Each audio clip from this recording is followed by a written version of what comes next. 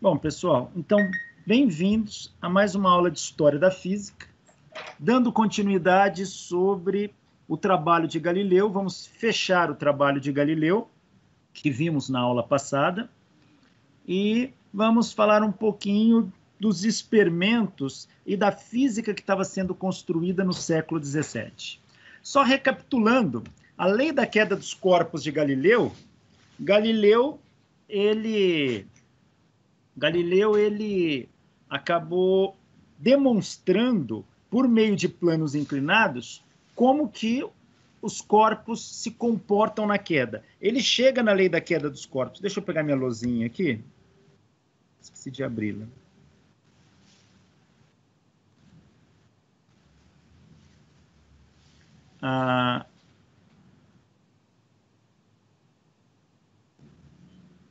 Isso que demora para abrir. Então, Galileu, o que ele vai fazer? Ele vai chegar na lei da queda dos corpos, onde eu discuti isso na aula passada, só vamos recapitular. Ele fala, um corpo em queda, o corpo está aqui.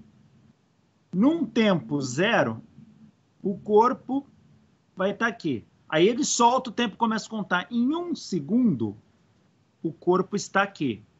Em 2 segundos está aqui, em 3 segundos está aqui. E o que Galileu mostra? Que o corpo percorre uma unidade de distância em uma unidade de tempo. Por exemplo, ele percorre 1 metro em 1 segundo. Um exemplo. Aqui, ele vai percorrer 3 unidades de distância em uma unidade de tempo. Então, o segundo intervalo, este aqui, o corpo se espaça mais do que o primeiro quando o corpo está em queda.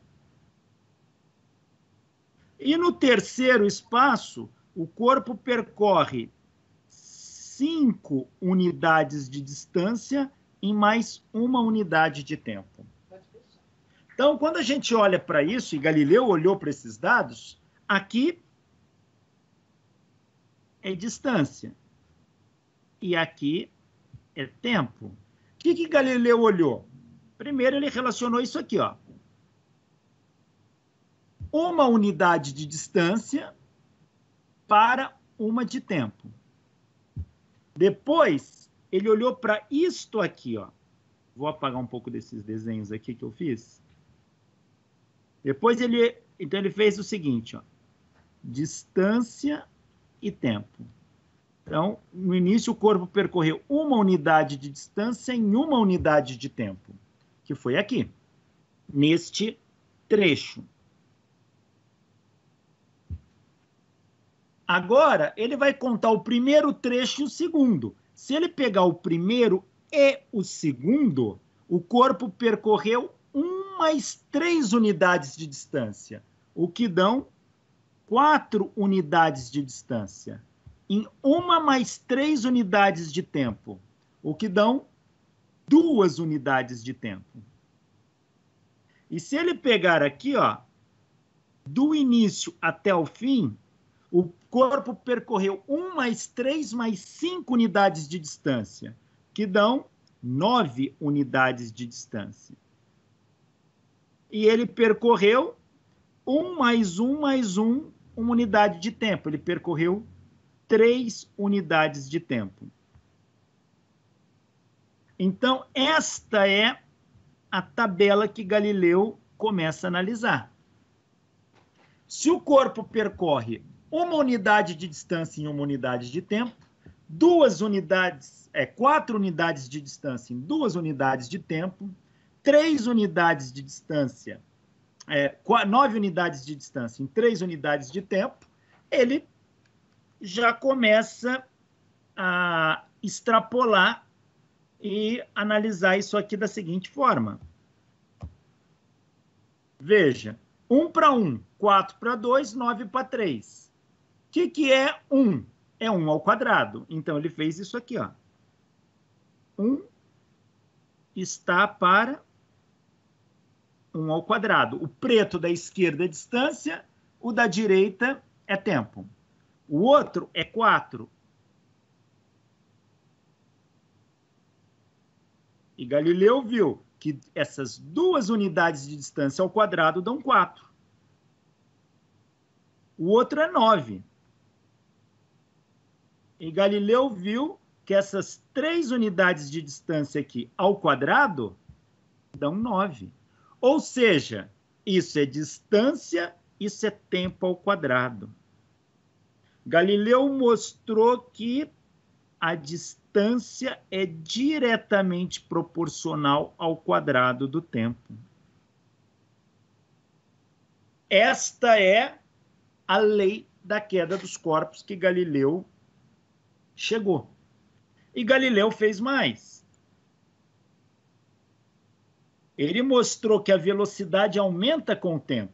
Então, Galileu mostra que a velocidade é proporcional ao tempo e a distância percorrida é proporcional ao quadrado do tempo. Grandezas proporcionais, você pode igualar desde que surja uma constante. Aqui Galileu tirou que V sobre T dá uma constante.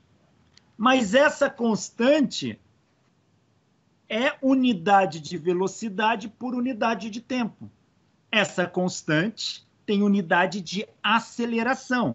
Essa constante é um tipo de aceleração. E qual aceleração? Aceleração da queda dos corpos. E quando Galileu mede essa constante, ela dá o valor de G. Então, Galileu chega que V é igual a GT. Tá aí. E essa constante aqui, ó, se eu pegar a distância e dividir pelo quadrado do tempo, isso aqui também dá uma constante. Essa constante também tem dimensão de aceleração. Mas Galileu mediu. E ela não dá G. Ela dá metade de G. Ela dá meio G. E como é que ficam, então, essas equações de Galileu para a queda dos corpos? Fica que V é igual a GT e a distância é meio de GT quadrado.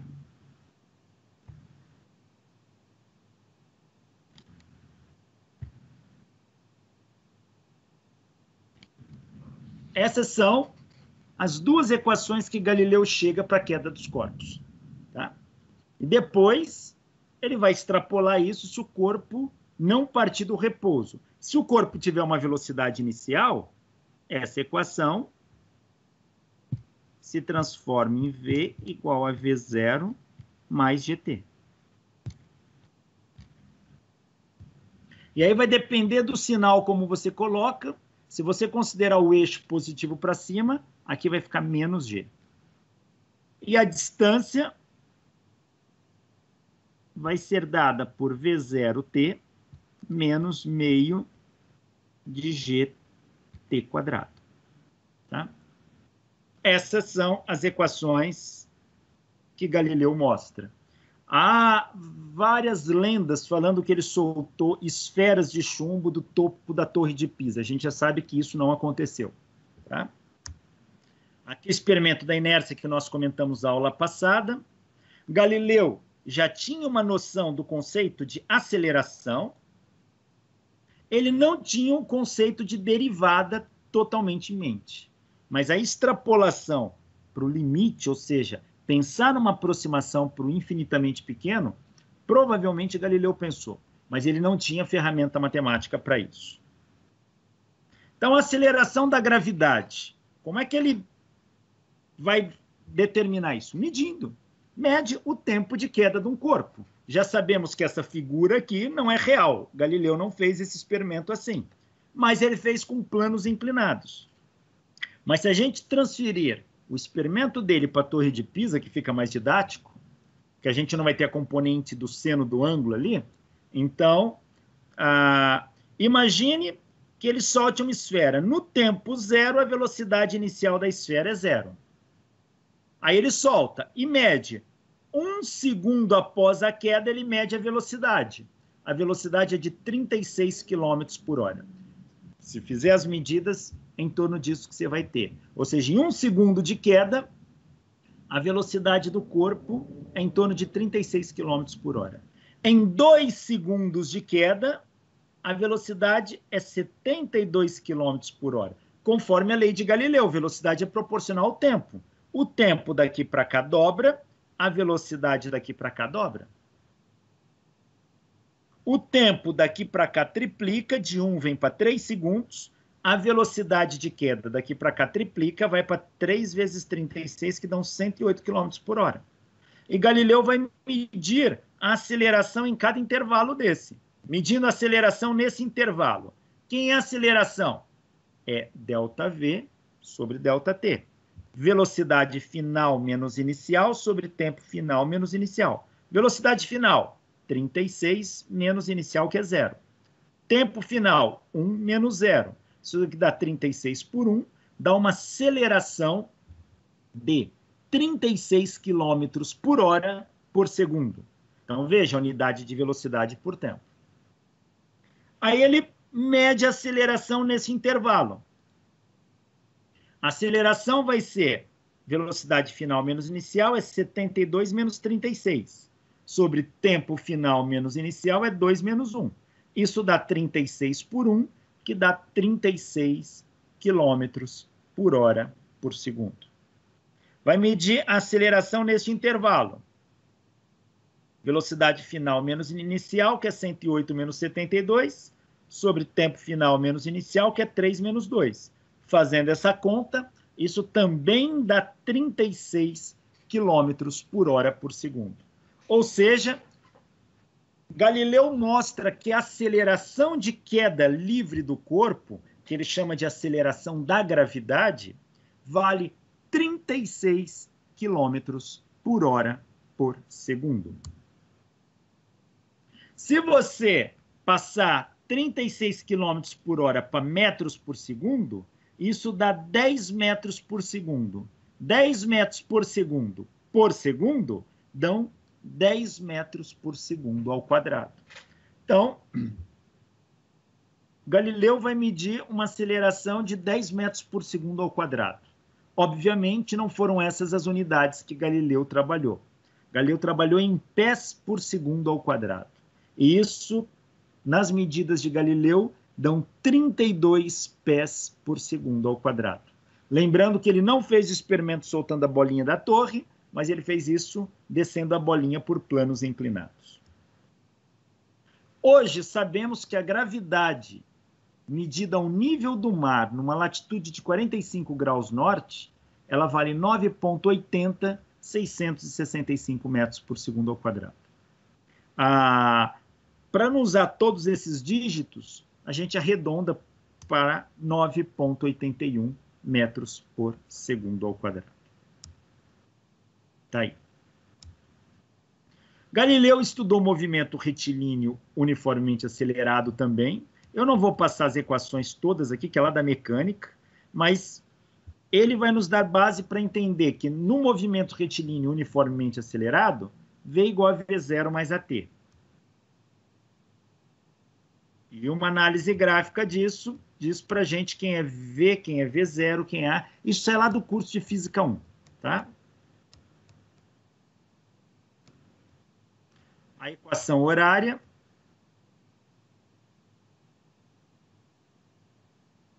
Galileu não utilizou cálculo diferencial integral nas suas deduções. Suas deduções foram basicamente empíricas, tá?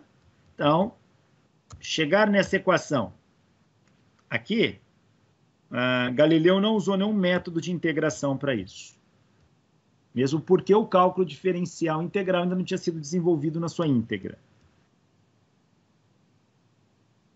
Mas Galileu mostrou que o comportamento da distância com o quadrado do tempo é um comportamento que descreve uma parábola. O gráfico de uma parábola é um gráfico de uma função de segundo grau. Então, se você vai medir a posição x em função do tempo, Galileu vai mostrar que isso dá uma parábola com concavidade voltada para baixo.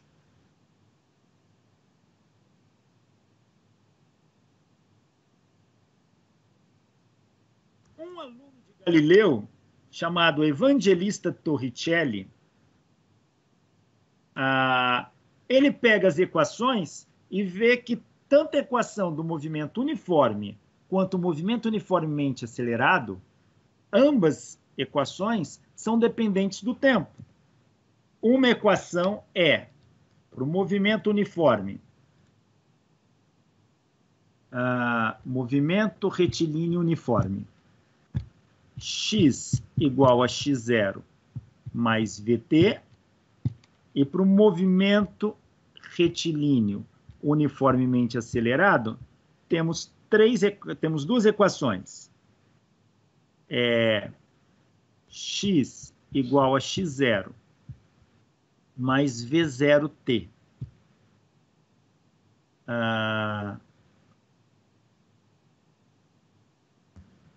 Menos meio de gt quadrado, e tem onde x aqui não é ordenada, não é o eixo horizontal do gráfico, não. X é uma distância qualquer, tá? Nesse caso, seria a vertical que Galileu mediu. E a outra seria V igual a V0 menos GT. Tanto uma quanto a outra são dependentes do tempo. E Torricelli, aluno de Galileu, pensou, se eu não tiver o tempo, ele vai ajustar suas equações, ele também não usou cálculo integral, mas ele vai isolar o tempo de uma equação, substituir na outra, vai chegar nesta equação.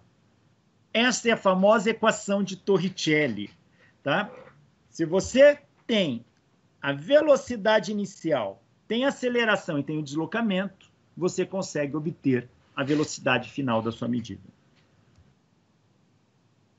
Ao longo do século XVII, muitos estudos foram avançando. Foram avançando, sim, sempre vão avançando, mas vão avançando de uma maneira rápida, principalmente no campo da astronomia.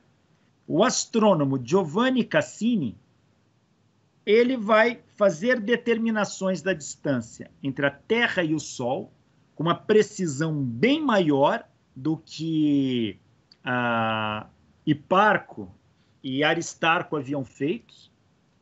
Ele vai definir uma unidade de distância, que é a unidade astronômica.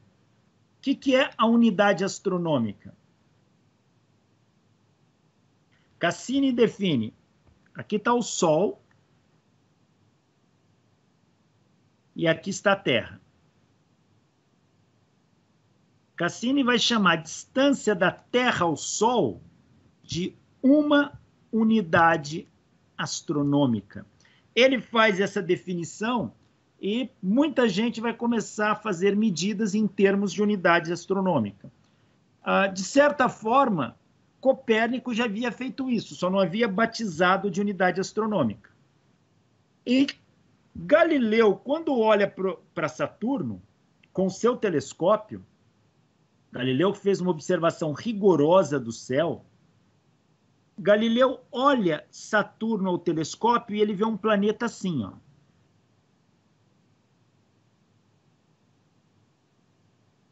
Ele via esse planeta mais achatado aqui. Não, isso aqui ficou horrível. Ele viu um planeta mais assim, só que ele percebia que o planeta tinha alguma coisa aqui, ó. O telescópio de Galileu não tinha resolução bastante. E ele cita que poderia ser uma deformação da própria lente, mas parecia que Saturno tinha orelhas. Pequenas orelhinhas. E alguns outros astrônomos vão comentar a mesma coisa. Porém, é Cassini que vai ter um telescópio, vai fazer uma observação mais rigorosa, com o melhor telescópio, e ele vai notar que Saturno é um planeta esférico, com nuvens, e em torno de Saturno há um conjunto de anéis que faz isso.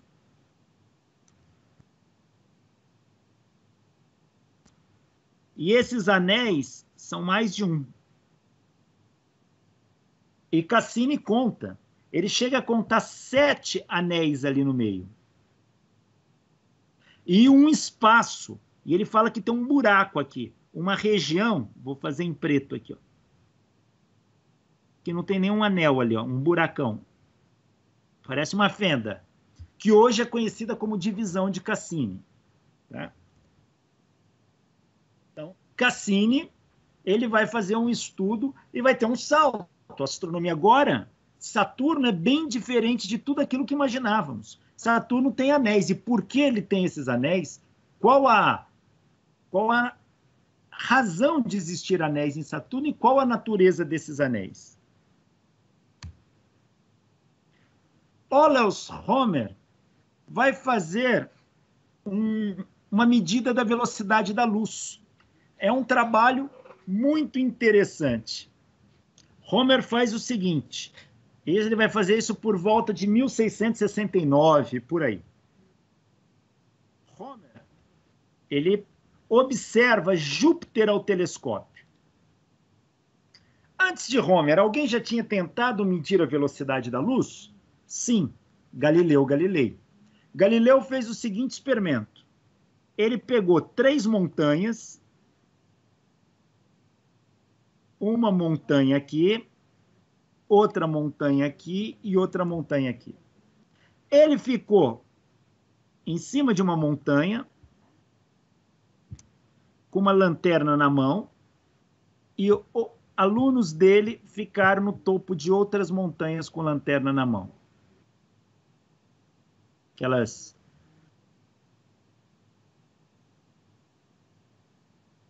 Cada um tinha uma lanterna na mão. Lanterna parecia um lampião. Galileu conhecia a distância dessas montanhas de pico a pico, formando um grande triângulo aqui, ó. Tá? Essas distâncias eram conhecidas. Cada lanterna tinha uma lamparina acesa ali dentro dela, né, que formava essa lanterna, e estavam cobertas com pano preto. Galileu, vamos chamar aqui, é o número 1. E os outros alunos são o número 2 e o número 3. Galileu combinou o seguinte, ele ia pegar, tirar o pano preto e deixar a luz sair da lanterna. Quando o número 2 enxergasse, ele tirava o pano preto da dele, apontando para a terceira montanha. Quando o 3 enxergasse a luz do 2, ele tirava o pano preto para que a luz chegasse até Galileu. Então, a luz ia fazer essa viagem daqui para cá. Aí, o número 2 viu, tira o pano preto dele para que a luz se propague até a montanha 3. Quando o indivíduo 3 enxerga, ele tira o pano preto da lanterna dele e a luz vem até Galileu. E Galileu ia medir o tempo disso. Sabendo a distância com que a luz percorria isso, e sabendo o tempo que ela gastou, ele poderia determinar a velocidade da luz, porque velocidade é a relação entre distância e tempo. Essa era a ideia. E qual foi a conclusão de Galileu? A conclusão de Galileu foi essa aqui, ó.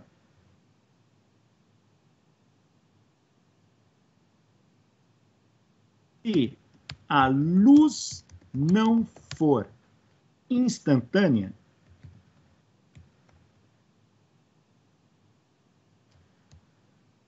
então ela é extremamente rápida. Ou seja, Galileu não conseguiu medir a velocidade da luz. Ele só chegou a uma conclusão. Se a luz não for instantânea, ela é extremamente rápida. Esta foi a conclusão de Galileu. Porém, quem vai medir a velocidade da luz pela primeira vez vai ser Olaus Hammer. Hammer mede a velocidade da luz. Como é que ele mede? Hammer está aqui na Terra, com o seu telescópio,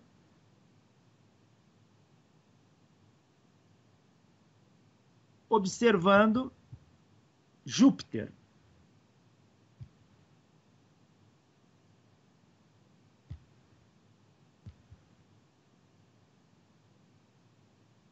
Júpiter. É isso que Hammer faz, tá? Ele observa Júpiter com o telescópio. E Júpiter, Galileu já tinha mostrado que Júpiter tinha 4 luas. E Hammer observa uma lua. E ele percebe que a lua cruza aqui na frente de Júpiter. Então, na verdade, a lua passa pela frente de Júpiter. Deixa eu ver se eu tenho aqui o detalhe desse experimento. Eu acho que eu não vou ter aqui. Só para saber se ele vê a lua passando pela frente ou por trás. Eu acho que é por trás. Eu acho que ele vê uma ocultação da lua de Júpiter. Mas deixa eu só confirmar aqui, ver se eu acho.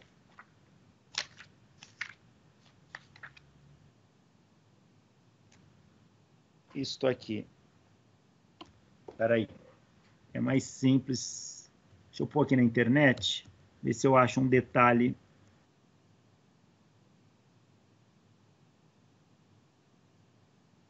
Do experimento. Tá, a internet aqui. Espera só um minutinho.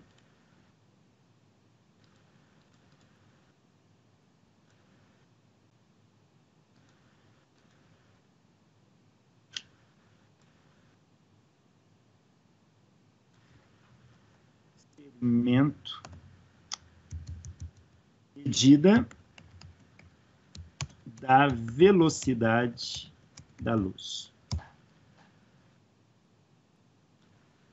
Deixa eu ver. Medida da velocidade da luz. Só ver se eu acho o experimento ou a medida que Olaus Hammer fez aqui. Ó.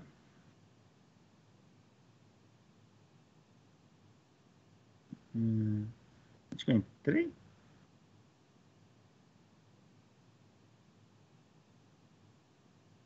Caramba, não tem? Mais fácil colocar.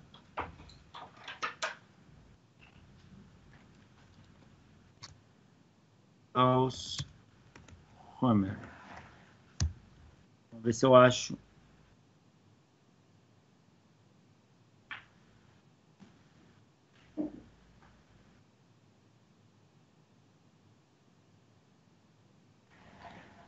Deixa eu ver se tem aqui. Ó, a primeira medição da velocidade da luz foi feita no século XVI, o astrônomo dinamarquês Olaus Hammer, que papel de duração notou. É encoberta mesmo, então é uma ocultação. Então já está aqui. Então, o que Hammer descobriu? Hammer descobriu o seguinte. Você tem aqui Júpiter.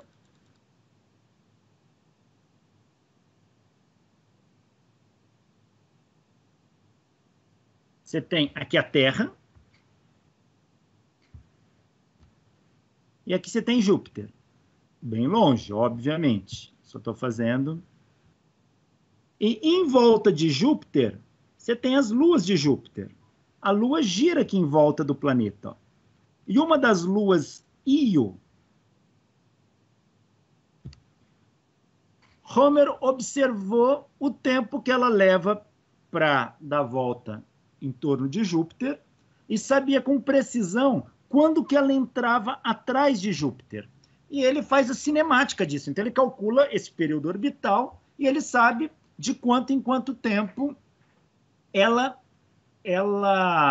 leva para entrar atrás de Júpiter, ser eclipsada por Júpiter. Ou seja, Júpiter fica aqui e a Lua fica atrás em relação à linha divisada da Terra. Então, ele mediu isso e já conhecia bem este tempo. E o que Hammer fez em 1669, ele estava observando um eclipse de Júpiter, da Lua de Júpiter Io, pelo planeta Júpiter. E como ele já sabia o tempo, ele calculou quando que isso aconteceria de novo. E numa das posições que ele mediu, davam exatamente 6 meses depois. Então ele falou, olha, eu vou marcar isso aqui e vou observar 6 meses depois. Como ele conhecia com precisão, ele sabia que hora e que minuto ocorreria o eclipse da Lua de Júpiter. Ou seja, quando essa Lua entraria atrás do planeta. E ele foi lá e determinou isso. Então ele falou, daqui 6 meses, tal dia, tal hora, tal minuto, vai acontecer o eclipse da Lua de Júpiter. E ele se propôs a ver. E quando deram 6 meses, no dia, horário marcado, que ele foi observar, houve um atraso. Pelos cálculos dele, a Lua já teria que estar eclipsada, mas ela não estava. Ela ainda estava entrando por detrás do planeta. Houve um atraso na medição de 1000 segundos. 1000 segundos. E Hammer, ele acabou entendendo o porquê desse atraso. Ele pensou o seguinte, 1000 segundos de atraso. Por que que isso aconteceu? Ele repetiu isso até 1675, mas esse experimento começa a ser feito em 1669. Então, o que ele percebeu? Olha, o Sol está aqui.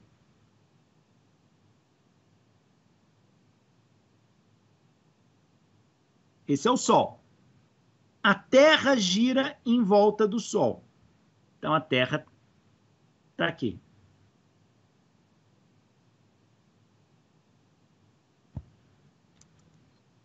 E Júpiter também gira em volta do Sol. Quando ele fez a observação, a Terra estava aqui, por exemplo.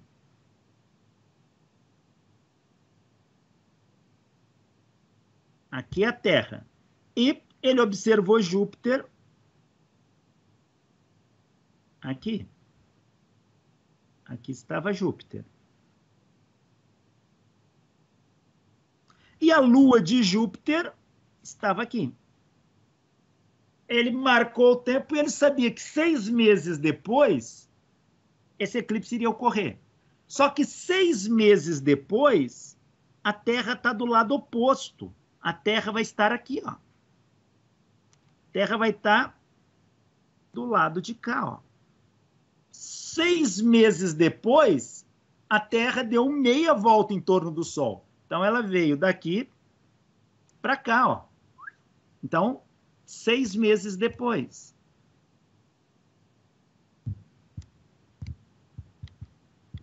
Então, a Terra está aqui agora. Só que em 6 meses, Júpiter não anda quase nada. Anda muito pouco.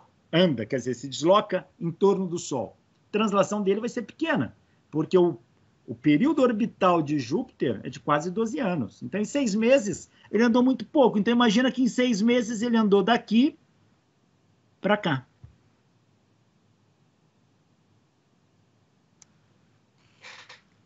E agora, quando Homer observou 6 meses depois, a distância é essa, ó. E houve um atraso de 1000 segundos. E Hammer falou, tem razão de ter o atraso. O atraso de 1000 segundos é o tempo que a luz demora para sair daqui e chegar até aqui, ó. Porque antes a Terra estava aqui, ó. Agora a Terra, 6 meses depois, está para cá. Então, os 1000 segundos de atraso corresponde ao tempo que a luz gastou para percorrer praticamente, ó, o diâmetro da órbita terrestre. E ele já conhecia qual era o diâmetro da órbita terrestre. O diâmetro da órbita terrestre é em torno de 300 milhões de quilômetros.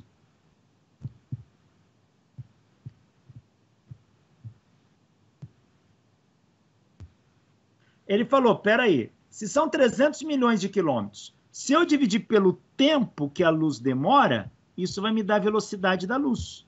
Se eu dividir isso aqui pelos 1000 segundos, que foi o que a luz gastou para percorrer essa distância, por isso que houve um atraso na medida de 1000 segundos, isso me dá a velocidade da luz. E quando você corta 3 zeros com 3 zeros, isso dá uma velocidade de 300.000 quilômetros por segundo. Esta é a essência do experimento de Homer, feito em 1669. Agora, é claro que eu coloquei dados bem atualizados.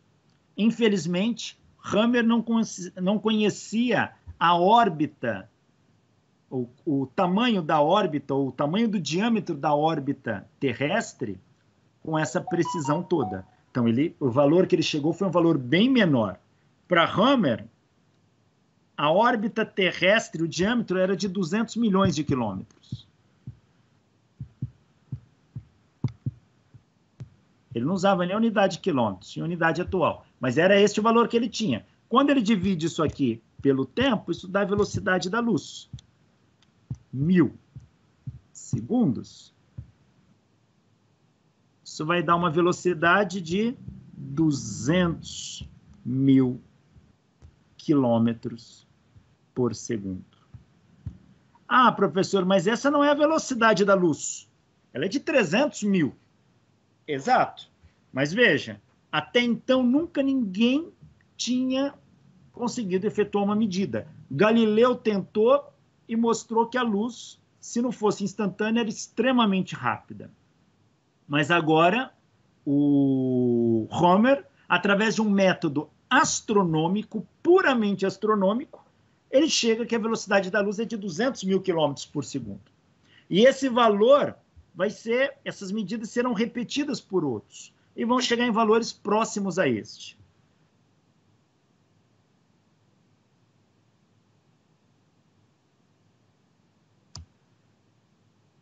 Otto von Guericke viveu de 1602 a 1686. Ele vai pesquisar sobre a natureza do ar, a pressão atmosférica e o conceito de vácuo. Veja, até então, muita gente partia da ideia que a natureza tinha horror ao vácuo. Galileu já não pensava assim. Galileu aceitava a ideia do vácuo, mas não conseguiu fazer demonstrações a respeito. Otto von Guericke, ele também acredita na existência do vácuo. Ele fala, é possível retirar todo o material de um meio e não sobrar matéria alguma ali. É o que se chama de vácuo. E Otto von Guericke era um copernicano convicto, ele aceitava as ideias de Nicolau Copérnico. Para ele, o movimento dos planetas devia ser controlado por uma força magnética. Como um ímã aplica força no outro à distância, os planetas deveriam trocar algum tipo de força magnética também. Então ele vai falar em ação magnética que controla o movimento dos planetas no vácuo. E ele vai defender sempre a ideia, a natureza não abomina o vácuo. E ele realiza um experimento muito interessante. Ele faz o seguinte experimento. Ele pega 2 hemisferas de metal, hemisferas, metade de uma esfera. Uma hemisfera e outra hemisfera aqui, ó.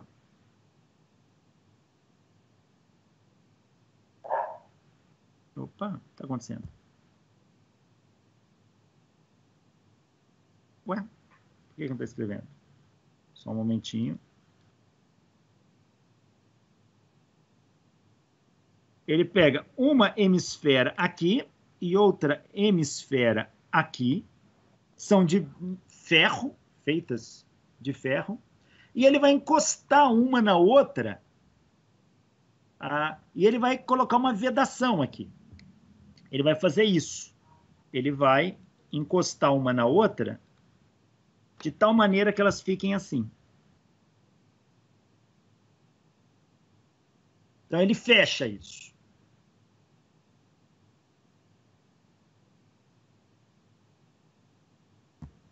Tá aí. Ele vedou essa hemisfera. Não parafusou nada, só encostou. Você encosta e separa, encosta e separa. E o que ele observa? O fato dele encostar não faz com que o ar dentro dela saia. Mas ele vai pegar uma bomba de vácuo. O que é uma bomba de vácuo? Uma bomba de vácuo é um dispositivo. Opa. Uma bomba de vácuo era um dispositivo assim. Um tubo. Deixa eu abrir um outro editor aqui, que esse aqui deve estar... Deixa eu ver o Paintbrush aqui.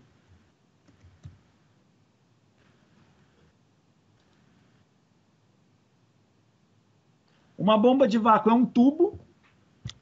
Eu não gosto muito desse aqui, que ele é muito grosseiro para escrever. É um tubo. O que está acontecendo com a minha tela? Está tudo sem cor? Espera aí. Só um momentinho, que tem alguma coisa errada aqui. Deixa eu ver.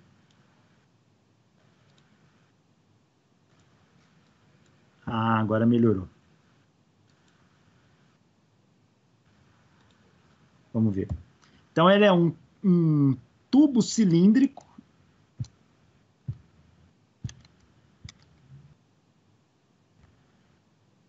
Caramba! Tem alguma coisa. Deixa eu apagar isso aqui e fazer direito. Fazer um tubo cilíndrico aqui, né? Ó, geometricamente. Assim. Pronto. É um tubo cilíndrico que... Deixa eu ver se eu consigo. Tem uma abertura aqui, ó.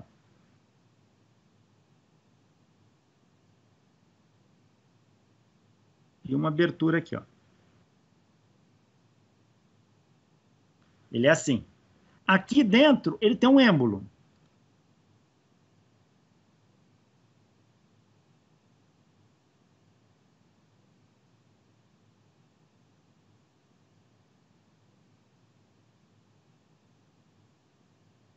Tá aí.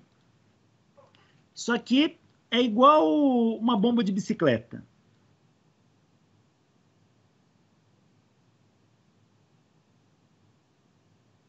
Tá aí. Então, ele empurra isso aqui para frente. Ele vai gerar um movimento para frente. O que eu estou fazendo? Por que meu não está funcionando? Ah, já sei.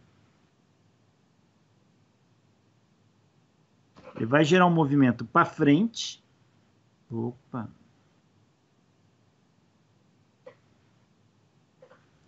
Fazer direito. Tá bravo.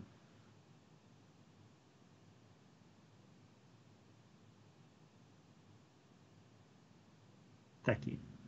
Assim. Ele vai fazer um movimento para frente. Assim. Para cá. E ao movimentar aqui dentro, tem ar.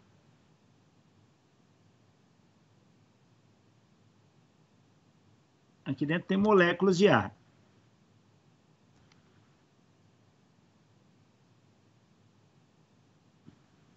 E do lado de cá, do lado de fora, tem uma tampinha.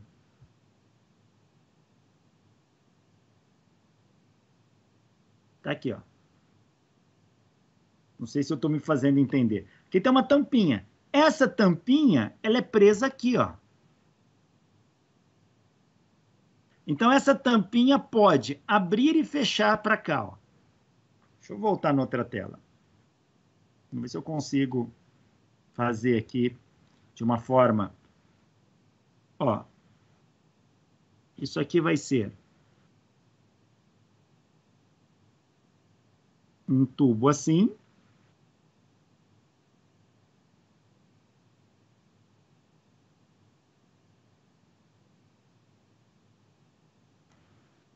Aqui. Aqui ele é aberto e aqui ele vai ter uma tampinha, ó.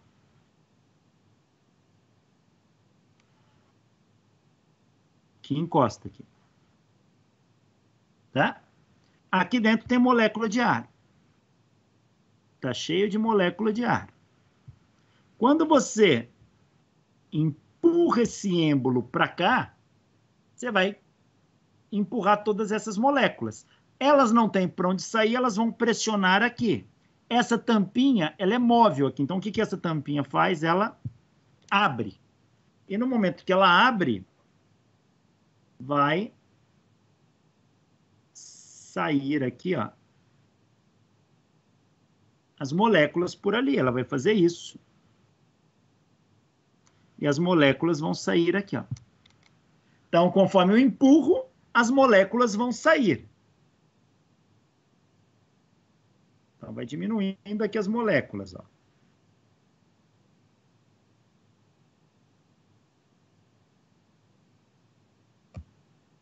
Na hora que eu puxo esse êmbolo para trás, ele tende a puxar o ar, mas o ar empurra essa tampinha e essa tampinha fecha, não deixa o ar entrar. Então, tá? Ela puxa e essa tampinha fecha aqui de novo. E assim, cada bombada que eu der, cada bombeada, eu vou retirando o ar. Isso é uma bomba de vácuo.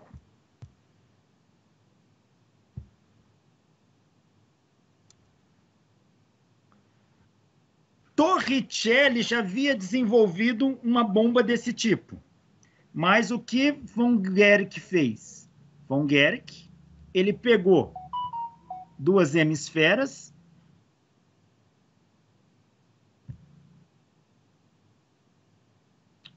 Opa. Ele pegou duas hemisferas. Deixa eu limpar a tela aqui.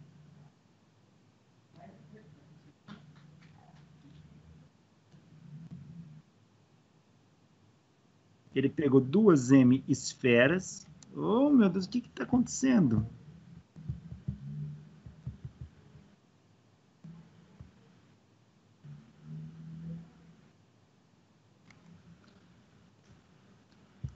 Ela tinha uma válvula aqui, ele ligou uma bomba e fez vácuo. Ou seja,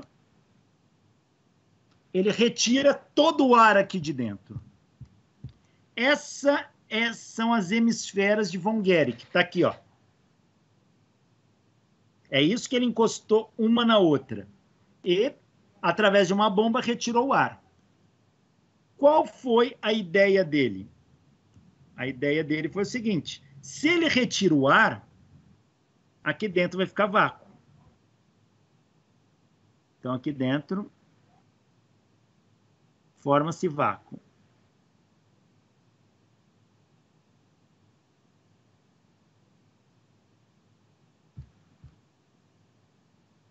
O ar de fora, então agora o ar exerce pressão. O ar de fora vai pressionar essas hemisferas de tal maneira que uma fique empurrando a outra para junto de si. O ar vai pressionar isso aqui de forma radial e centrípeta, ou seja, para o centro. O ar fazendo isso, essas esferas não se separam. Então, essas esferas grudam. E você só vai conseguir separá-las se você permitir com que o ar entre ali de novo. Ele mostra, então, que o ar exerce pressão. Ele não sabe dizer quanto de pressão, mas o ar exerce pressão. Esta é a pressão do ar, a pressão que age diretamente sobre isso. Diz que ele tentou separar essas esferas e colocou toda a força que ele tinha possível, mas não conseguiu. Então, o que ele fez? Ele amarrou cavalos para puxar essas esferas. Diz que ele colocou a esfera aqui e cavalos aqui, ó.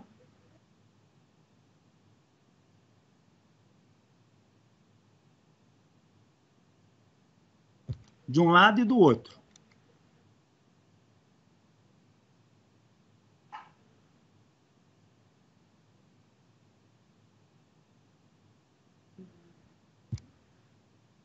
Tá aí. E o que aconteceu? Os cavalos não deram conta de separar essas esferas. Diz que ele precisou de 16 cavalos para separar isso aí. Eu só fico imaginando o que aconteceu com os cavalos quando essas esferas se soltaram. Foi cavalo para tudo que era lado. Mas von Guericke mostra, primeiro, que é possível você fazer o vácuo ali dentro e que o ar de fora exerce pressão sobre o sistema. Aí entra em cena Torricelli, Evangelista Torricelli. Viveu de 1608 a 1647. Morreu bem jovem. Ele morreu com 49 anos, né? Com 39 anos. Foi aluno de Galileu e Torricelli fez o seguinte experimento. Um material que já era bastante conhecido na época, usado pela maioria dos alquimistas, era mercúrio líquido, metal mercúrio. O mercúrio, ele era um material onde as pessoas manipulavam isso. Não sabiam dos riscos que existia para a saúde e manipulavam, utilizando sempre em grande quantidade. E Torricelli fez o seguinte experimento. Ele pegou um tubo, tipo um tubo de ensaio, de 1 metro de comprimento,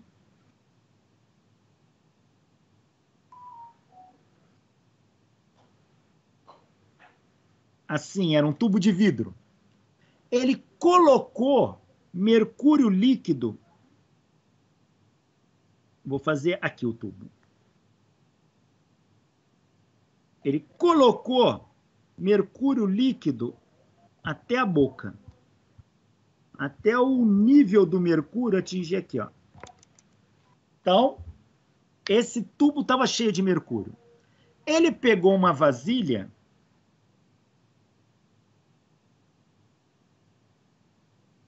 e colocou mercúrio líquido, uma quantidade razoável dentro dela também. Isso aqui é mercúrio. Agora, com bastante cuidado, ele pegou este tubo de mercúrio, virou de ponta cabeça e mergulhou dentro desta bacia. E o que aconteceu foi isso. Aqui está o mercúrio e aqui está a bacia. O que aconteceu foi isso. Deixa eu apagar aqui para não ficar tão poluído.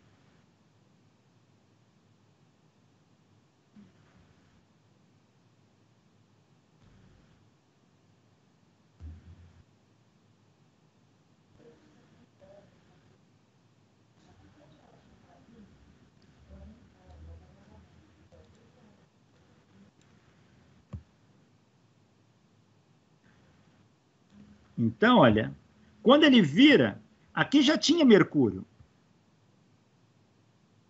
Este mercúrio que está aqui dentro vai abaixar o nível. Então, esse mercúrio vem para aqui, ó. E é claro, aqui já tinha, ele se mistura. Então, esse nível vai subir aqui, ó.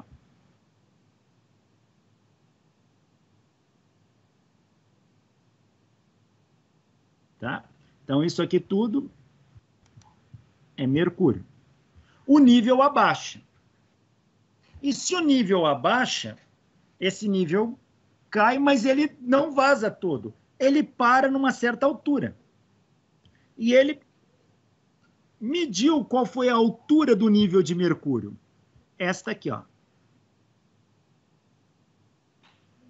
O tubo tinha originalmente 1 metro de altura. Quer dizer, o tubo continua com 1 metro, mas era 1 metro cheio de mercúrio.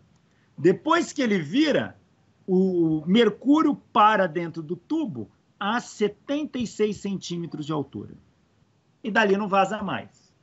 E qual é a conclusão de Torricelli?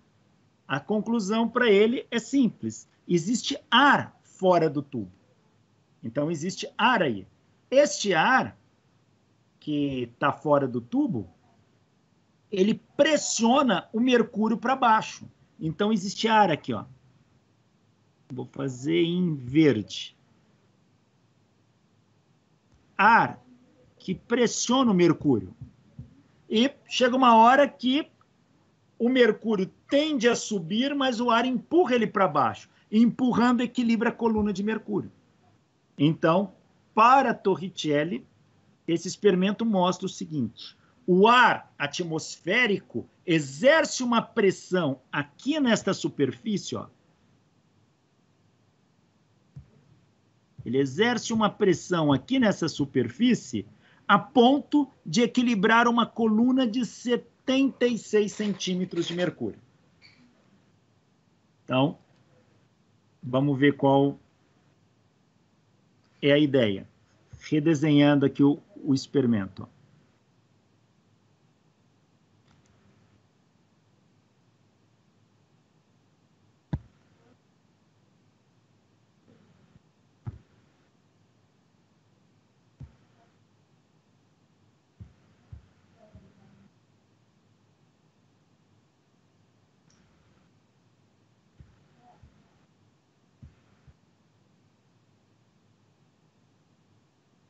Então, aqui tenho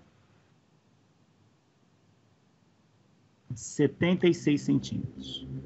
E o ar, para Torricelli, o ar está exercendo pressão aqui, ó.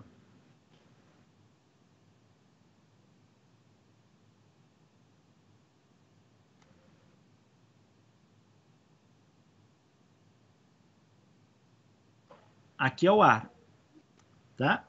E é o ar que segura esta coluna de mercúrio. Então, Torricelli, ele gera uma equivalência. Ele fala, a pressão do ar é uma pressão que segura uma coluna de 76 centímetros. A pressão do ar é uma pressão que segura 76 centímetros de mercúrio.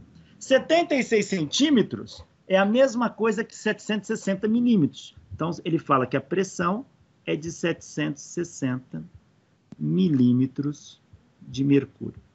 E isso é chamado de uma atmosfera, o símbolo ATM. Uma atmosfera. Este é o experimento de Torricelli. Tá aqui. Ele pegou aqui o tubo, ó, mergulha e essa coluna aqui fica com 76 centímetros de mercúrio. O que forma aqui, nessa parte do tubo aqui? Vou pintar de verde. O que forma nessa região aqui? Para Torricelli, aqui não fica nada, deve ficar um vácuo. Mas na época de Torricelli, a ideia de vácuo ainda era difícil de ser engolida pela maioria da população. Então, a natureza tem horror ao vácuo. E vão se discutir se lá não fica alguma coisa. Já já a gente fala disso. Mas, então, a pressão que o ar exerce na superfície da Terra é uma pressão suficiente para segurar uma coluna de 760 milímetros de mercúrio. Isso é chamado de uma atmosfera. Ou pressão atmosférica. E fica assim, pressão atmosférica vale uma atmosfera, 1 atm.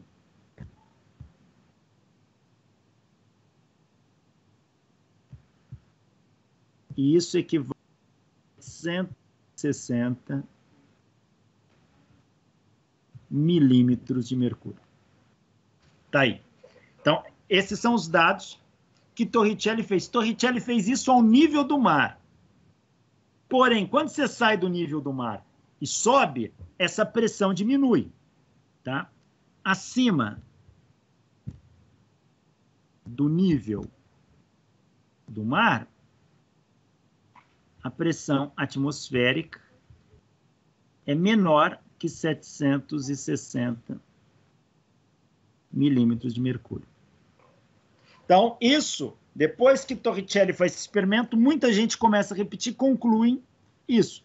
Torricelli faz isso por volta de 1643. Aí entra em cena Blaise Pascal.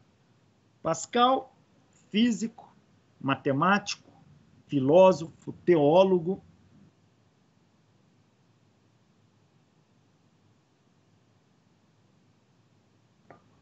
Lembrando que, nessa época, esses nomes que eu citei agora nem existiam como profissão. Ele era chamado de matemático, filósofo, teólogo, esse sim. Físico, químico, esses nomes não. Pascal viveu de 1623 a 1662. E Pascal se encanta com o experimento de Torricelli. E ele começa a repetir esse experimento. Só que Pascal, em vez de usar mercúrio, ele tenta fazer isso com água. A água é muito mais fluida, menos densa. A pressão do ar, ela equilibra uma coluna de quanto de água? Quantos centímetros de água? Ele tentou repetir o experimento de Torricelli com água e não dava certo. Do jeito que ele queria. Ele queria saber qual era o limite máximo que essa pressão suporta. E os experimentos de Torricelli, de Pascal, mostraram que com água, se isso aqui tiver com água,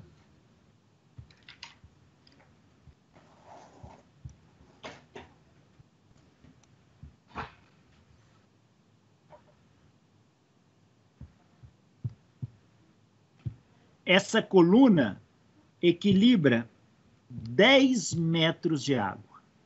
Então, Pascal vai falar que a pressão atmosférica equivale a 10 metros de coluna de água. MCA é uma unidade que ele passa a utilizar, que é metro de coluna de água.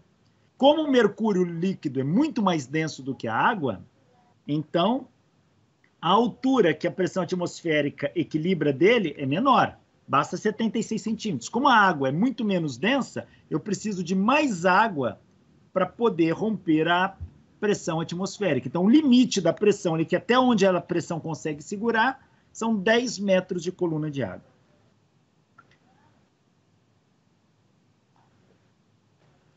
Pascal, ao fazer esses experimentos com água, ele começa a variar a pressão desses experimentos. Ele percebe uma coisa. Se você fizer que nem um chuveirinho, pega um recipiente, faz assim, um esférico, e fura ele todinho, como se fosse, e coloca água aqui dentro. A água vai vazar pelo furinho. Aqui, aqui, aqui. A água vaza.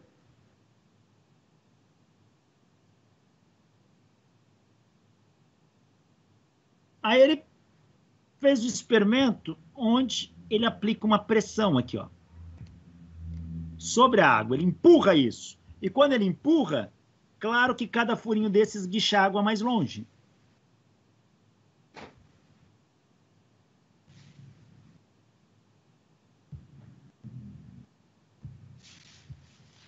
E o que Pascal mostra é que o quanto mais longe ela esguicha é proporcional à variação da pressão que ele causou aqui. Só que, curiosamente, todos os furos aumentam esse esguicho na mesma quantidade. Ou seja, todos eles recebem a mesma pressão. E Pascal conclui um princípio muito importante que é conhecido como princípio de Pascal.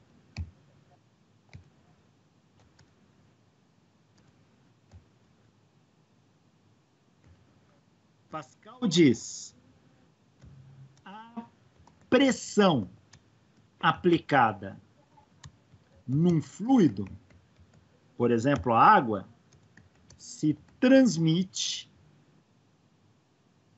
integralmente a todos os pontos do fluido.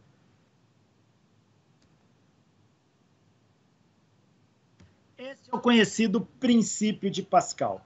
A pressão aplicada num fluido se transmite integralmente a todos os pontos do fluido.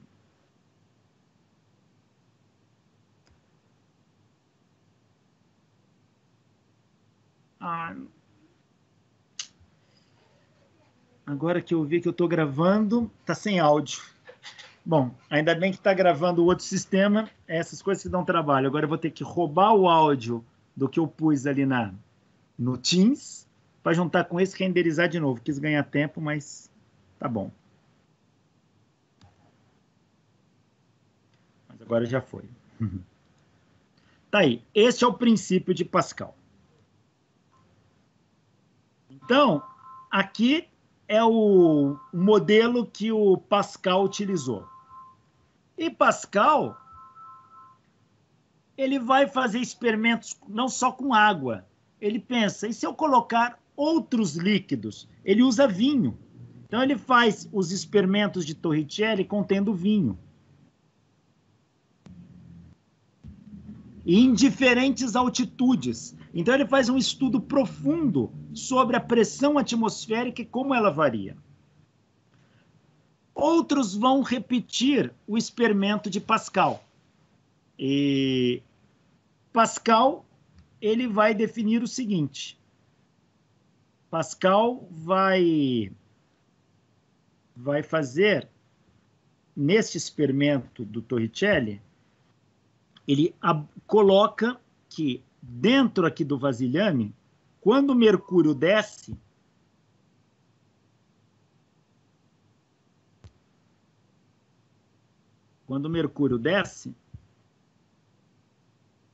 aqui fica vácuo. E como eu disse, na época, era um grande problema as pessoas aceitarem a ideia de vácuo. Vai entrar em cena um pesquisador chamado Etienne Noel. Assim. Noel.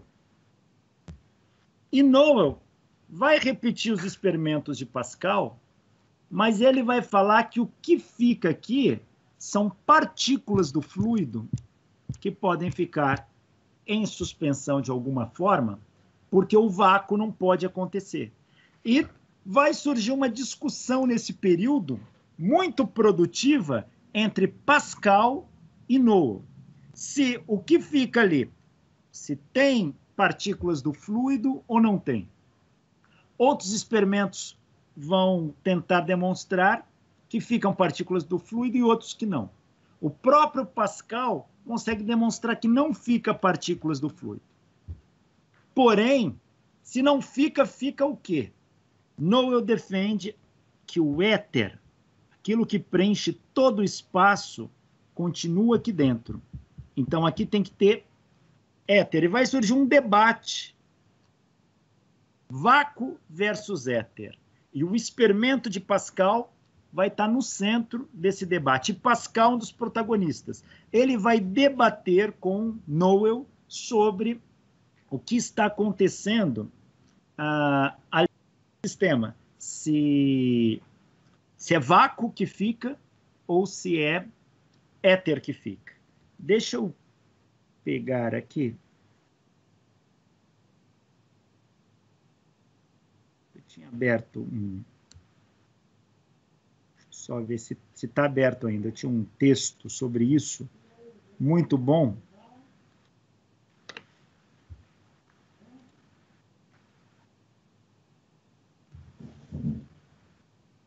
Deixa eu ver se eu acho aqui, só um momento. É um texto muito proveitoso do debate entre...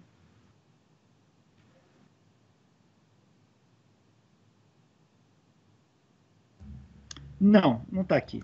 Mas eu coloco, disponibilizo para vocês no Moodle um texto sobre a discussão, o grande debate entre Blaise Pascal e Etienne Noel sobre a questão do vácuo versus éter. É um debate muito rico, muito fluido, muito proveitoso para a comunidade da época, onde, pouco a pouco, as ideias de Pascal vão se fortalecer aí. E neste meio tempo vai entrar em cena alguém que vai dar os pilares da física.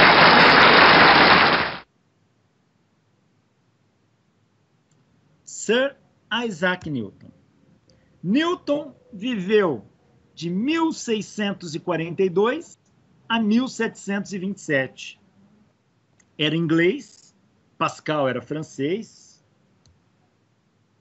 Ele vai dar os pilares da mecânica clássica através da sua obra Philosophia Naturalis Principia Mathematica, os princípios matemáticos da filosofia natural.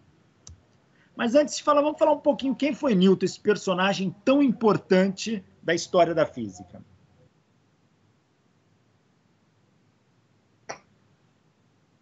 Newton nasceu em 1642 em Woolsthorpe, Inglaterra.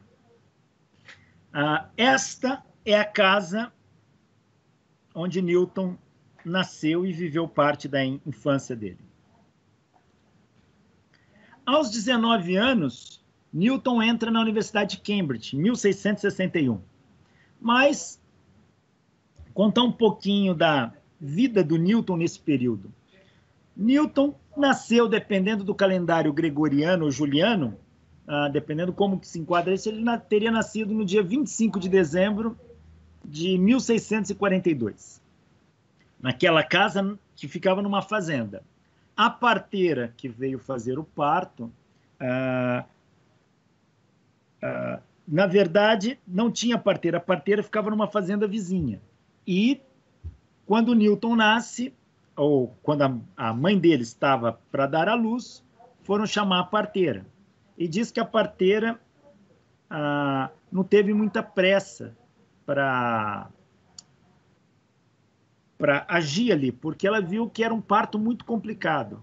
E assim que Newton nasceu, ela precisava de alguns medicamentos, panos e tinha. E ela foi na fazenda vizinha buscar. E ela também não teve pressa, porque ela achava que Newton não sobreviveria, porque ele nasceu muito miudinho. Porém, para felicidade de uns e tristezas de outros, Newton sobreviveu. Foi uma criança, ele não conheceu o pai morreu antes mesmo dele nascer, foi criado pela mãe. A mãe, depois, vem a se casar. Família do Newton tinha fazendas, então ele não tinha uma condição muito ruim, mas não era rico, não. Comparado à sociedade, ele era pobre, mas não lhe faltava nada. Diz algumas biografias que ele nunca foi um excelente aluno. Mas ele não era um aluno tão ruim, não. Ele era mediano. Mas sofria muito bullying na escola. E um dia um rapaz que acabava sempre perturbando o Newton acabou ameaçando ele, queria bater nele. E ele desafiou esse rapaz para uma briga. Ele nunca tinha feito isso. E marcaram ali num cemitério. E diz, isso histórias paralelas, que não tem muitas vezes a referência, tá? Então isso é muito mais fofoca científica do que história da ciência. Isso é só curiosidade. Mas diz que na briga, ele tinha por volta de uns 10 anos, ele bateu no menino e pegou a cara do menino e esfregou num túmulo, que eles foram duelar no cemitério. Depois disso, Newton se tornou um excelente aluno, porque o menino era um excelente aluno, e talvez por uma questão de competição, ele virou um excelente aluno. Um rapaz muito tímido, tinha um parente que tinha uma botica, a botica era uma farmácia da época, ele adorava trabalhar dentro daquilo, ele adorava ficar fazendo experiências com tudo aquilo que ele via dentro da farmácia. Conheceu uma moça bem mais velha do que ele, quando ele era adolescente. Essa moça, ele acaba se apaixonando por ela, porém, no meio de tudo aquilo, devido à timidez, ele nunca teve coragem de se declarar para ela. Até que um dia ele se declarou e levou um grande fora. E alguns biógrafos dizem que ele nunca mais quis se interessar por mulheres a partir desse momento. Se isso é realidade ou não, não sabemos. Ele foi para a Universidade de Cambridge, para o Trinity College, estudar a parte de filosofia natural, ter seu bacharelado em artes. Bacharelado em artes é como se fosse a licenciatura de hoje. E lá ele foi ter suas bases para entender a natureza e matemática. e lá ele vai estudar. Estudou com uma bolsa, porque vinha de uma família com condições financeiras não muito boas, e os meninos ricos acabavam abusando dele, fazendo bullying com ele mesmo na universidade. Ele tinha que arrumar a cama dos outros para poder se sustentar na universidade. Vivia sozinho, completamente sozinho. Dizem outras biografias que era um adolescente muito interessado pelo céu, pela astronomia, que ele muitas vezes tinha que trabalhar na fazenda do padrasto e cuidar do gado. E certa vez cada vez que ele ia cuidar do gado, ele levava um livro de astronomia para ficar lendo. Certa vez ele ficou lendo o livro, se distraiu, e quando foi ver, o gado escapou do curral e foi parar na fazenda vizinha, se misturou com outro gado e deu o que falar. Ele era um menino brincalhão, arteiro na infância, fazia pipas com caixas onde ele colocava vela acesa dentro, empinava isso e soltava na fazenda vizinha à noite, e assustava a população. Porém, na universidade, ele se torna um rapaz fechado, ranzinza, mal-humorado e de difícil convivência social. Ele começa seus estudos em 1661. De 1664 a 1666, ocorre a peste negra na Europa. Um surto de peste bubônica que começa a matar milhares e milhares de pessoas por dia. Gera-se um isolamento social. Cidades são fechadas, comércio é fechado, muito similar à pandemia que nós passamos atualmente da Covid-19. Porém, naquela época, muito mais séria, porque os hospitais não tinham condições de tratar isso. E o número de mortes era muito alto, se estocava corpos nas ruas. Então, tudo se fechava.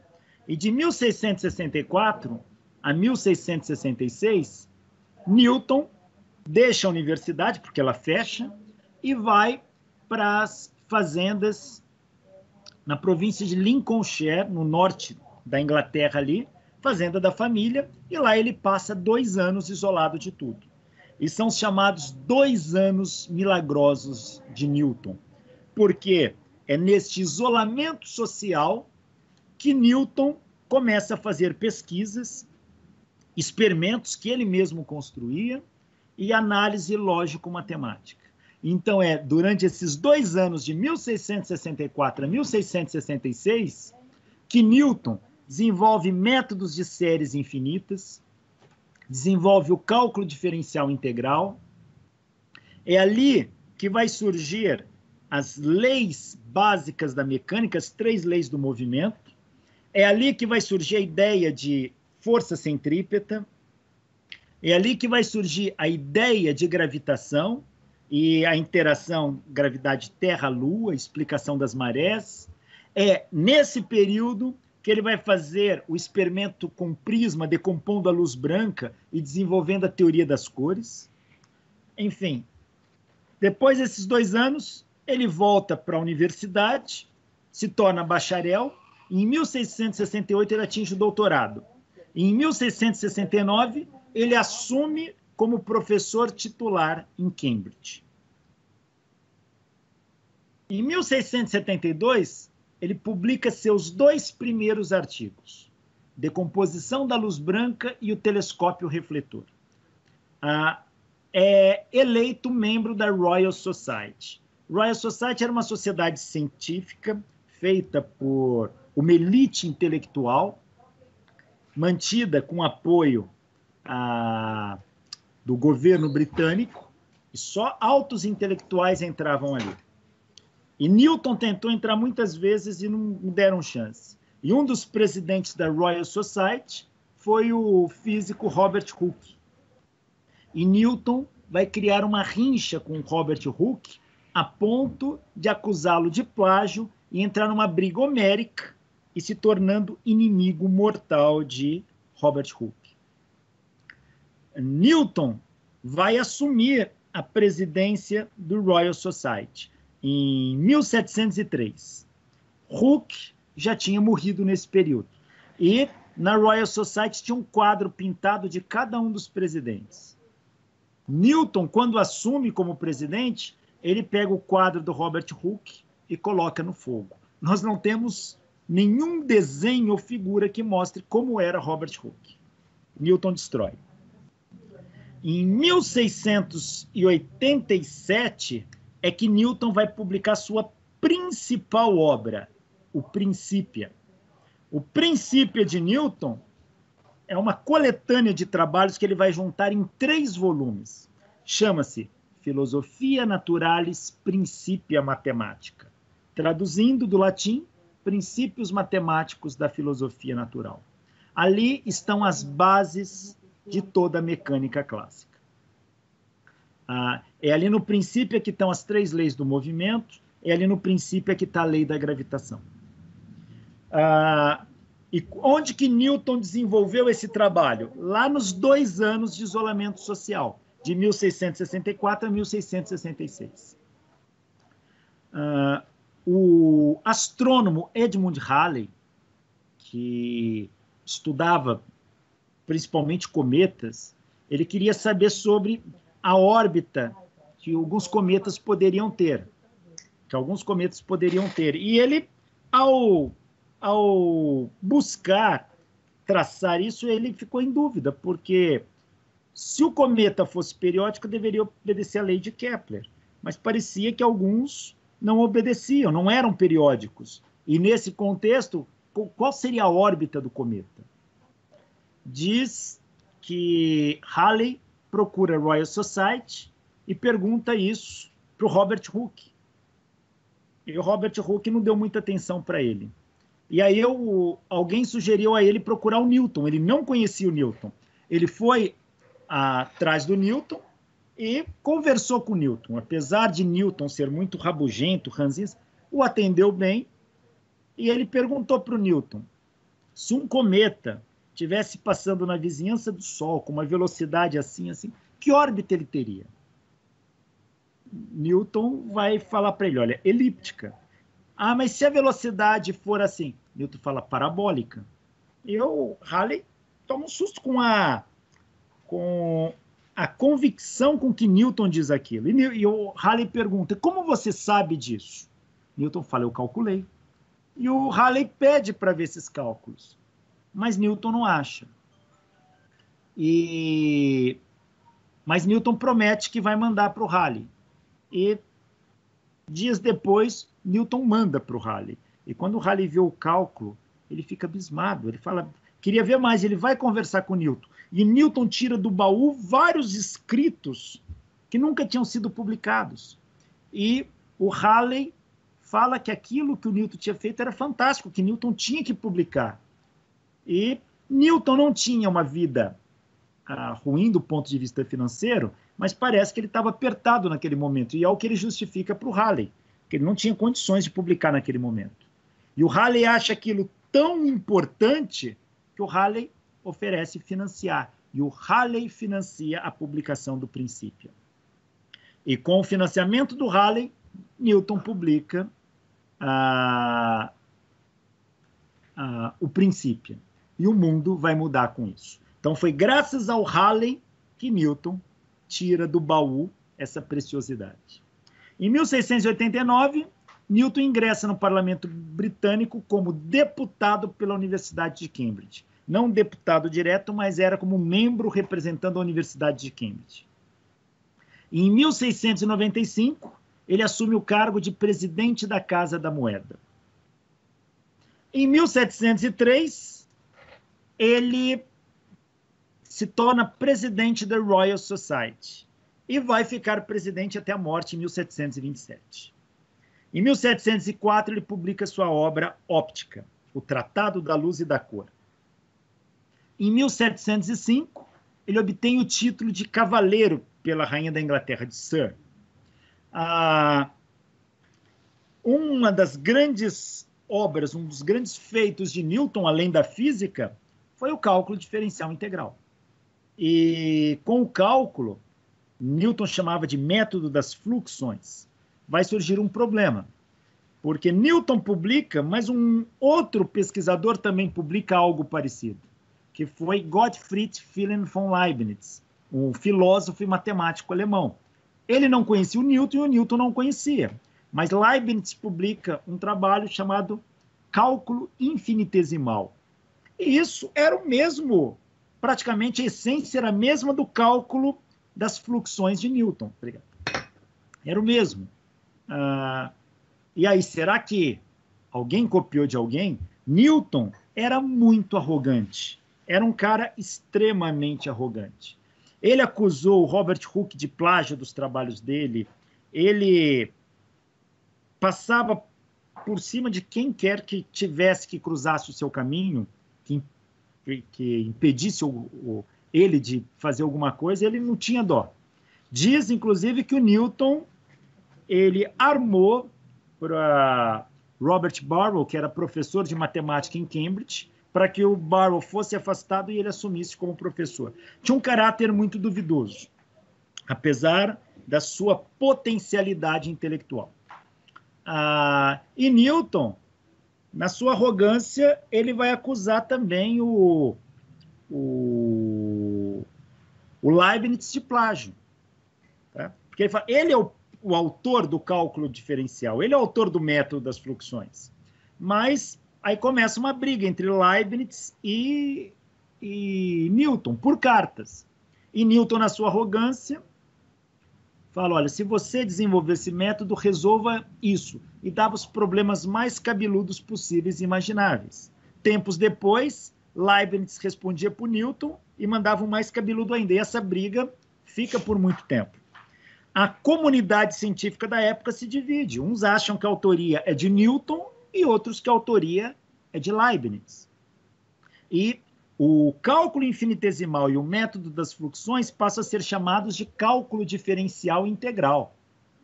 Até que essa briga toda é levada, é sugerido que isso pudesse ser resolvido na justiça. Porém, a justiça não entendia muito disso e sugere a uma sociedade científica analisar. E a maior sociedade científica da época era o Royal Society. E isso vai parar no Royal Society, onde Newton era presidente. Newton bate o martelo e diz, eu sou o autor do cálculo diferencial integral e ponto final. Porém, hoje sabemos que o cálculo diferencial integral se deve tanto a Newton quanto a Leibniz. Diz que raramente alguém viu Newton dar um sorriso. Mas seu biógrafo conta que ele deu uma gargalhada quando ele soube da notícia que Leibniz havia falecido. Então, era um cara complicado. Newton falece em 1727, aos 85 anos de idade. Essa é a capa do Principia, Philosophia Naturalis Principia Mathematica.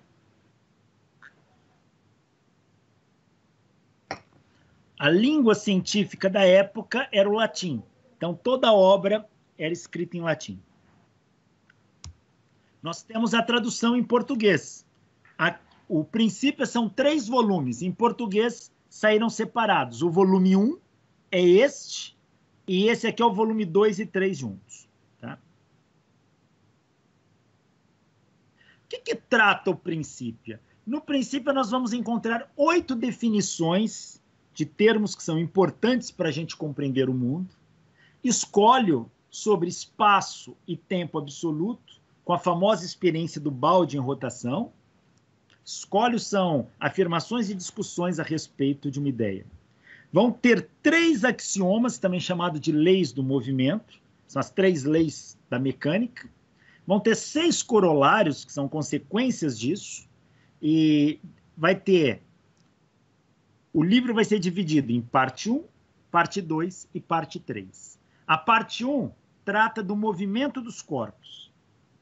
A parte 2 trata do movimento dos corpos em meios resistivos. E a parte 3 fala do sistema do mundo. Tá aqui na parte de definições, eu consegui em PDF esta parte aqui, olha, que é a capa do livro traduzido para o inglês. tá? Então, temos aqui a tradução para o inglês. Olha a definição 1. A quantidade de matéria é uma medida da mesma, aumentando a partir dela a densidade e o volume conjuntamente. Então, essa é uma definição onde Newton define quantidade de matéria. Quantidade de matéria é uma medida da mesma, onde ele está associando a densidade e o volume. Definição 2. A quantidade de movimento é uma medida do mesmo, aumentando a partir da velocidade e da quantidade de matéria conjuntamente. E a definição 3. A vis incita, ou força inata da matéria, é o poder de resistência pelo qual cada corpo, na sua direção, continua no presente estado, ou se estiver em repouso, ou em movimento uniformemente na direção deste movimento. Então, uma tradução mais livre está aqui, ó. Quantidade de matéria medida da mesma, obtida conjuntamente a partir da sua densidade e volume. Ele está chamando quantidade de matéria, densidade vezes o volume. O que Newton chama de quantidade de matéria, hoje nós chamamos de massa. Então, na época, Newton chamava isso de quantidade de matéria. Hoje nós chamamos de massa. Quantidade de matéria hoje tem a ver com mol, é um outro conceito. A segunda definição, a quantidade de movimento é a medida do mesmo obtida conjuntamente a partir da velocidade e da quantidade de matéria, onde ele define quantidade de movimento ou momento linear. Massa vezes velocidade. São 8 definições que tem ali. Em cima do princípio de Newton que toda a mecânica clássica vai ser construída. Então, é baseando-se nas leis de Newton. Futuramente, terão complementos. Vai ter o princípio de Lagrange, que a gente chama popularmente de mecânica lagrangiana, e o princípio de Hamilton, que a gente chama de mecânica newtoniana. Mas tanto lagrangiana quanto a newtoniana, ambas são mecânica newtoniana, tá? Então, mecânica clássica, didaticamente, a gente divide em 3 partes.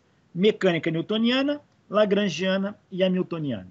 Porém, tanto a lagrangiana quanto a hamiltoniana continuam sendo newtoniana. Não é nenhuma nova mecânica.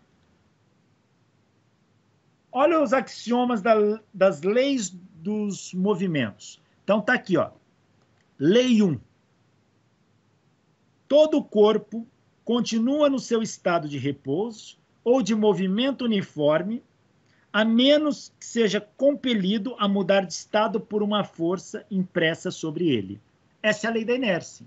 É assim que está escrito no princípio de Newton. A lei 2. A mudança do movimento é proporcional à força impressa nele e é feita na direção do mesmo na qual a força é impressa. Ou seja, a variação do movimento, que é o momento linear, é dado pela força. E a terceira lei. Para toda ação, existe sempre uma reação igual e oposta, ou ações mútuas entre 2 corpos, onde um agindo sobre o outro, são sempre iguais e dirigidas em partes contrárias. São as 3 leis do movimento de Newton. Então, os axiomas, se a gente for colocar mais ou menos a tradução, então está aqui, ó. Todo corpo continua seu estado de repouso ou de movimento uniforme em uma linha reta, a menos que seja forçado a mudar esse estado por forças impressas sobre ele. Esta é a primeira lei de Newton. Segunda lei, todo o corpo continua em seu estado de repouso, a mudança de movimento é proporcional à força motora impressa e é produzida na direção da linha reta na qual essa força é impressa. Essa é a segunda lei de Newton. E a terceira lei de Newton, a toda ação há sempre oposta uma reação igual, ou as ações mútuas de dois corpos, um sobre o outro, são sempre iguais e dirigidas em partes opostas. Se a gente for adaptar essas leis numa linguagem moderna, a primeira lei, que é conhecida como inércia, diz o seguinte: todo e qualquer corpo, livre da ação de forças, ou se houver força sobre ele com resultante nula, este corpo só poderá se encontrar em duas condições distintas. Ou esse corpo está em repouso, velocidade igual a zero, condição essa que a gente chama de equilíbrio estático, ou esse corpo está em movimento retilíneo uniforme, velocidade constante, condição essa que a gente chama de equilíbrio dinâmico. Sendo a recíproca verdadeira. Isso significa que todo corpo que estiver em repouso, a soma das forças que age sobre ele vai ter resultante nula. Todo corpo que estiver com velocidade constante, a soma das forças que age sobre ele vai ter resultante nula. Tá? Esta é a lei da inércia. E por que é inércia? Porque é uma condição como o corpo se mantém. Se ele está em repouso, ele tende a continuar em repouso. Se ele está em movimento, ele tende a continuar em movimento retilíneo uniforme. É uma generalização da lei da inércia de Galileu. Então, veja, Newton generaliza a lei da inércia de Galileu. A segunda lei, conhecida como princípio fundamental da dinâmica, diz que a soma vetorial das forças que atuam sobre um corpo de massa m é proporcional à taxa de variação do momento linear do corpo. Então, esta é a segunda lei de Newton. Somatório das forças é a taxa de variação do momento linear. O que Newton diz ali é a taxa de mudança do movimento do corpo. Aquele movimento é a ideia de quantidade de movimento. É isso aqui. Se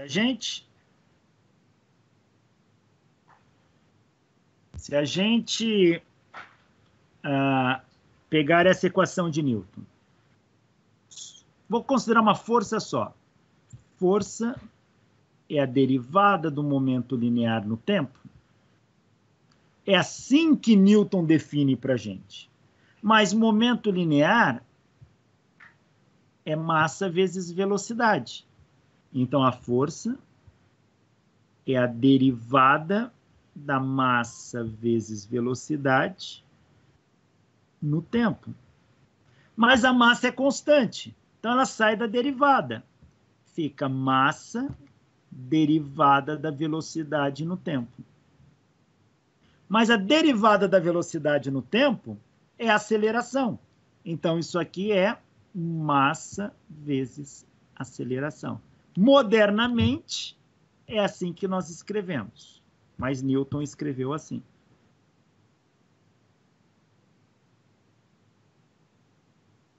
Tá aí. E a terceira lei é conhecida como princípio da ação e reação. Diz que para toda ação há uma reação de igual valor e sentido contrário.